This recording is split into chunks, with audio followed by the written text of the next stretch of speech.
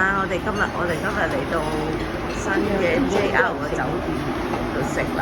咁咧今日係係啊，好多人食啊！今日係5月1號嘅大概8點3啲啦。哇，都冇晒座啊！而家我哋係咪食先？係早餐buffet嘅粥啊！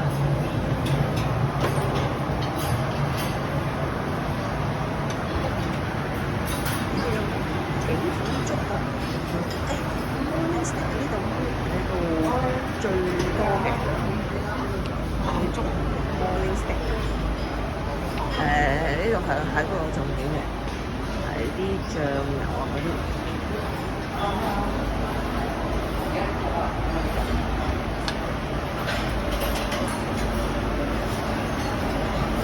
關東煮煎蘿蔔糕，仲有煎肉油餅啊！即管試下，你攞忍唔住攬咗一嚿啦嚇！